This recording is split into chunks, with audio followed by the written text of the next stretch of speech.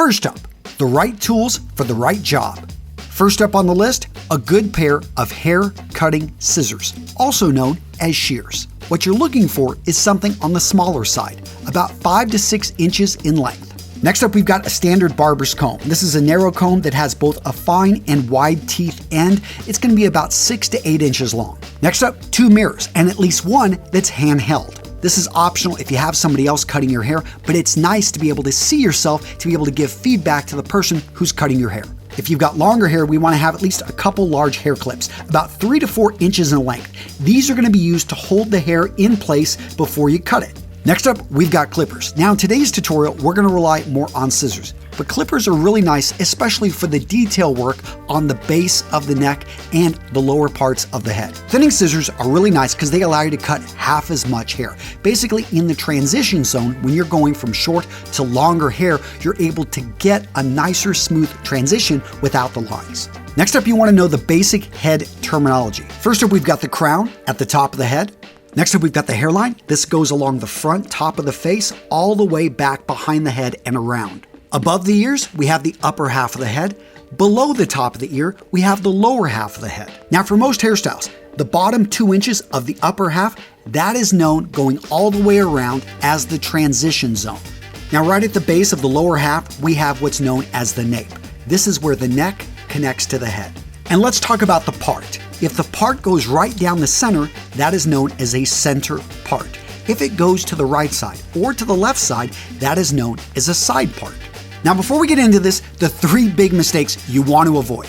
The first mistake, being too aggressive. Cutting too much, too fast, too high, guys, is the recipe for disaster. Big mistake number 2, miscommunication. Gents, if you've got somebody cutting your hair for the first time or the 100th time, you want to make sure that you're on the same page, that they understand what you're looking for. So make sure to show them a picture, show them a video of the hairstyle that you want. The third big mistake, expectations. Gents, if you're getting your hair cut at home, most likely it's not being cut by a professional. So you got to trust that the person you're asking to cut your hair is going to do the best job they can. Worst case, you're not happy with the haircut. Guess what? Summer's just around the corner. Time for a buzz cut. Wait, the buzz cut's not your style? Gents, have you ever thought about what would you look like shaved bald? Might as well give it a shot, right? And if none of that sounds appealing, gents, time to bring back the hat. Tons of options out there. All right, gents, so now let's get into cutting your hair.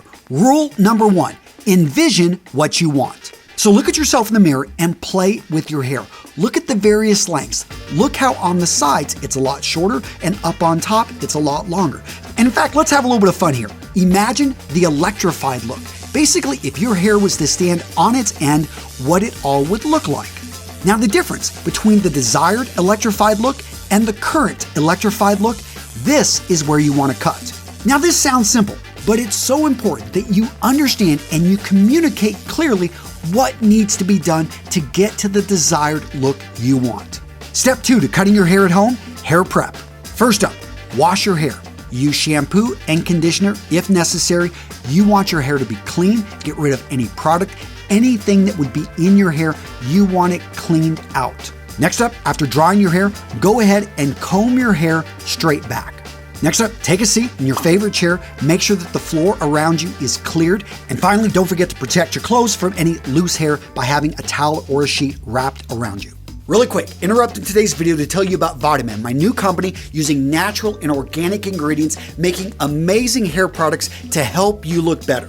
Seriously, if you've got a dry scalp, we've got moisturizing shampoo. If you've got oily hair, we've got you covered with an oil control shampoo. Getting older, your hair thinning out, how about naturally adding some volume with our volumizing shampoo? And let's not forget about our styling products. So if you want to get rid of the frizz, add a little bit of volume, add a little bit of hold, check out our styling cream. But if you want a little bit more hold, you want more of a formal look with a little bit of shine, check out our pomade. I think this is one of the best pomades out there on the market. And if you don't want your hair going anywhere, you really want it to stay in place, you need to check out our gel. And let's not forget our bestseller, our matte mud, with a whole lot of hold, just a little bit of shine. And by the way, we've got a lot more than just hair products. So if you need an anti-aging cream, if you're looking for a natural moisturizer for your skin, for your face, if you want a great aftershave gel, if you want a great shaving cream, go check out what we've got over at Vitamin. And by the way, we're also the only grooming company I've ever seen that allows you to submit a selfie, tell us what your problems are, and we will personally recommend the right products for you. Made in Australia with natural and organic ingredients, free shipping throughout the United States and Australia,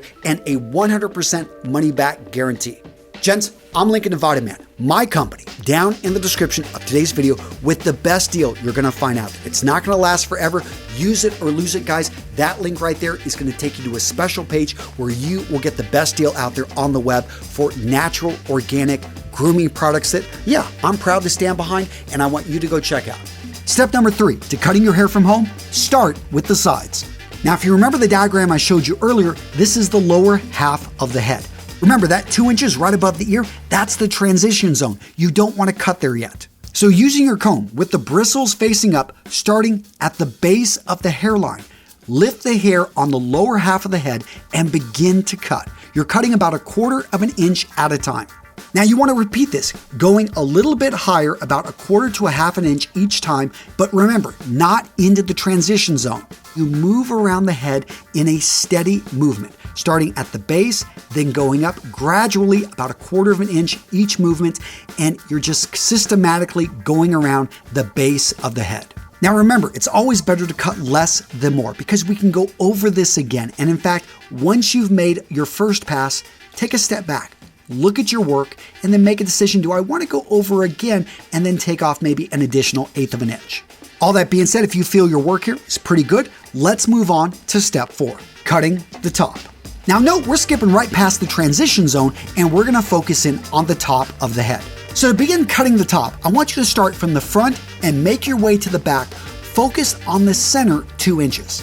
Basically, if you could imagine yourself with a mohawk, this is the area that you're trimming. Pull the hair with your fingers perpendicular to the head and then cut a small amount off the ends. You want to move backwards about 1/4 of an inch every time you cut.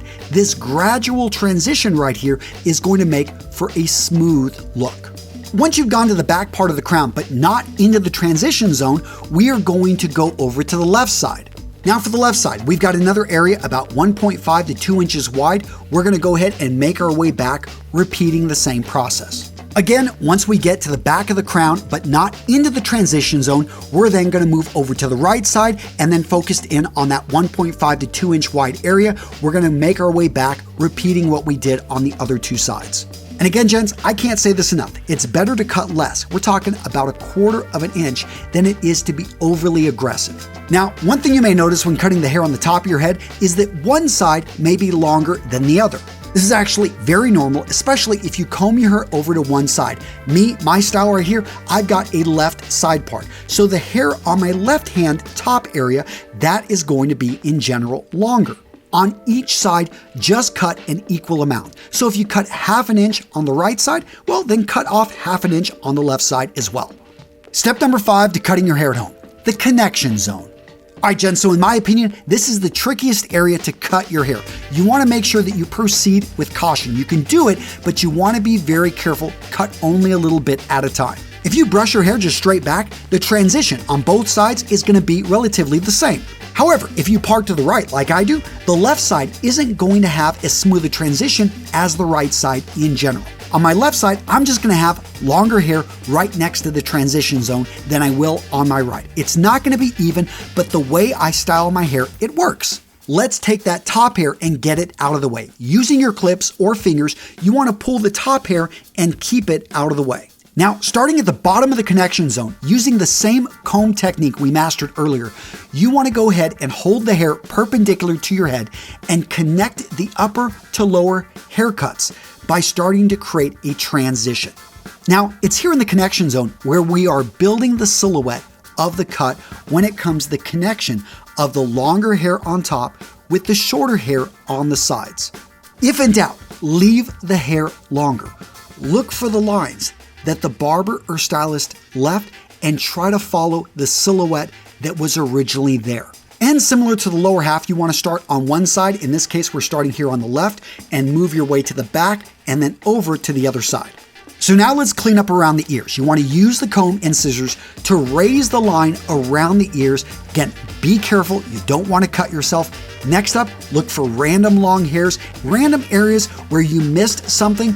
And now let's talk about cleaning up the nape of the neck. Carefully, as this is a very easy place to overcut. You don't want to go too high. Step 6 to cutting your hair at home, the big picture. Now it's time to comb your hair as you normally would and look at yourself in the mirror.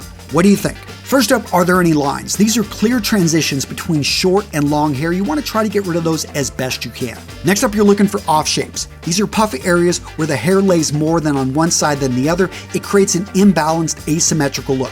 What we want here is symmetry. Now at this point, you want to carefully evaluate, is it worth it going back and making adjustments? In my opinion, you should let little things slide because messing with good in an effort to get perfect often leads to a screwed up cut. And just remember, gents, a good hair product can make your hair do whatever you want, and it can deal with, a little bit of puffed up areas, no problem. So what video to watch next? Well, how about Alpha M's video on how to cut your own hair? His approach is a little bit different than mine. And in fact, I want you guys to go check it out and see what he has to say. And do me a favor, after watching his videos, come back to this video, leave me a comment, and let me know which video you found more useful.